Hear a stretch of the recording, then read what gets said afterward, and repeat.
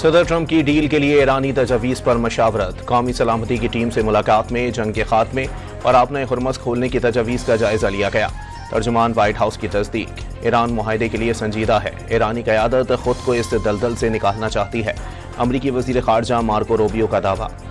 ایران کے ایٹمی پروگرام پر کوئی سمجھوتہ نہ کرنے کا پیغام، بات چیت کے پہلے مرحلے میں جنگ کا خاتمہ اور آبنائے ہرمز کھولنے کے امور طے کریں، جوہری معاملے کو اگلے مرحلے تک مؤخر کیا جائے۔ ایران کی تحریری تجاویز پاکستان کے ذریعے امریکہ کو ملی۔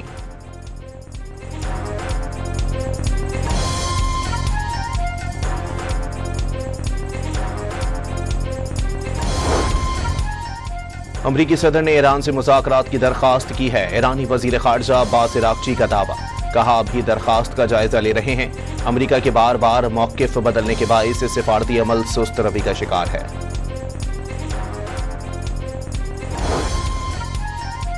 ایران نے امریکہ پر بحری قزاقی کا الزام لگا دیا، سمندر میں امریکہ کی کارروائی بحری قزاقی اور مسلح ڈکیتی کو قانونی شکل دینے کے مترادف قرار۔ ترجمان دفتر خارجہ اسماعیل بقائی نے طنزاً کہا کہ قزاقوں کی واپسی پر خوش آمدید، اب وہ سرکاری وارنٹس کے ساتھ کام کرتے ہیں، سرکاری جھنڈوں تلے سفر کرتے ہیں اور اپنی لوٹ مار کو قانون نافذ کرنے کا نام دیتے ہیں۔ عالمی برادری سے امریکہ کو بے باک اور غیر قانونی رویے پر مکمل طور پر جواب دہ ٹھہرانے کا مطالبہ۔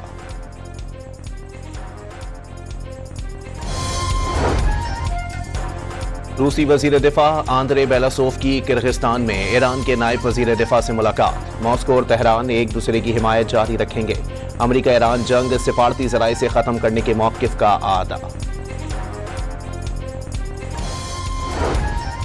اقوام متحدہ کی جوہری عدم پھیلاؤ کانفرنس میں امریکہ اور ایران کے نمائندوں میں تلخ جملوں کا تبادلہ، ٹرمپ انتظامیہ کو تشویش ہے، ایک ایسے ملک کو جوہری عدم پھیلاؤ کانفرنس کا نائب صدر بنایا گیا جسے عالمی قوانین کا خیال ہی نہیں، ایران کو کانفرنس کا نائب صدر بنانے پر امریکی نمائندے کا اعتراض، آسٹریلیا اور متحدہ عرب امارات کی بھی حمایت، روسی نمائندے نے خبردار کر دیا صرف ایران کو نشانہ نہ بنایا جائے، ایرانی سفیر رضا نجفی نے امریکی نمائندے کا الزام بے بنیاد اور سیاسی قرار دے دیا۔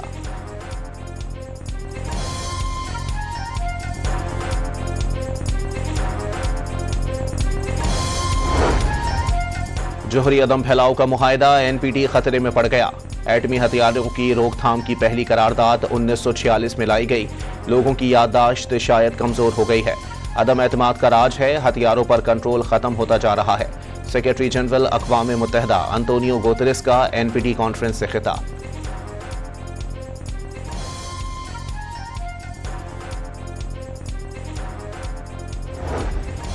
ایران اقوام متحدہ کے سمندری قانون کا فریق نہ ہونے کی وجہ سے سمندری ضابطوں کا پابند نہیں، اقوام متحدہ میں ایرانی سفیر کا دو ٹوک پیغام، واضح کیا امریکی اور اسرائیلی جنگ سے صرف بحری سلامتی ہی نہیں بلکہ خطے کا امن بھی خطرے میں ہے۔ امریکی صدر جنگ خاتمے کی ایرانی تجاویز قبول کر سکتے ہیں، سابق امریکی عہدیدار کا دعویٰ، ہینری اینشنٹ کے مطابق آبنائے ہرمز کا مسئلہ نسبتاً آسانی سے حل کیا جا سکتا ہے، ٹرمپ جوہری مذاکرات کو الگ ٹائم فریم میں ڈال دیں گے۔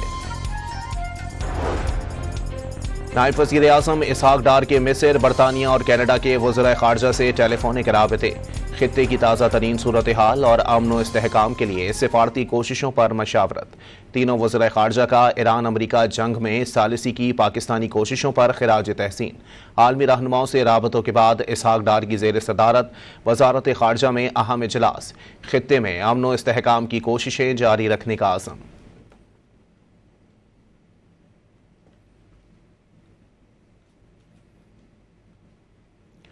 جانگشا میں پاکستان اور چینی اداروں کے درمیان مفاہمت کی 3 یادداشتوں پر دستخط، صدر آصف علی زرداری کی معاہدوں کی تقریب میں شرکت، کراچی کو پانی فراہمی کے لیے سمندری پانی کو میٹھا بنانے کے منصوبے پر تعاون کیا جائے گا، صدر آصف علی زرداری نے پروفیسر پان شیانگ کو ستارہ پاکستان سے نوازا، پروفیسر پان شیانگ نے پاکستان میں دل کے مریضوں کو علاج معالجے کی سہولیات کی فراہمی میں نمایاں کردار ادا کیا۔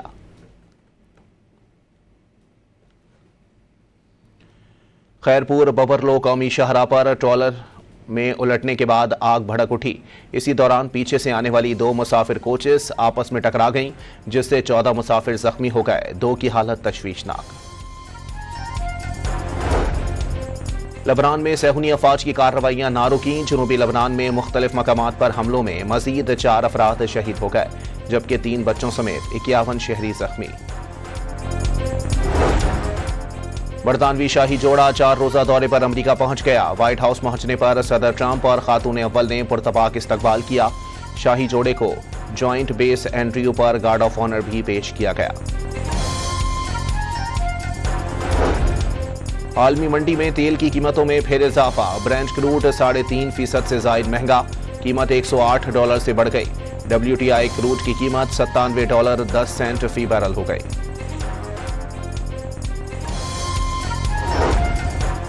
نائجیریا نے اپنی فوج کے لیے جدید خودکار دفاعی نظام متعارف کرا دیا۔ انٹرسیپٹر ڈرونز، بارودی سرنگوں کا پتہ لگانے والی گاڑیاں اور انٹیلیجنس سافٹ ویئر شامل۔ عملی مظاہرے میں اعلیٰ فوجی حکام اور حکومتی نمائندوں کی شرکت۔ بغیر ڈرائیور گاڑیاں بھی پیش کی گئیں جو دیسی ساختہ بموں کا پتہ لگانے کی صلاحیت رکھتی ہیں۔ اور PSL کا پہلا پلے آف میچ آج کراچی میں کھیلا جائے گا۔ پشاور زلمی اور اسلام آباد یونائیٹڈ ٹکرائیں گے۔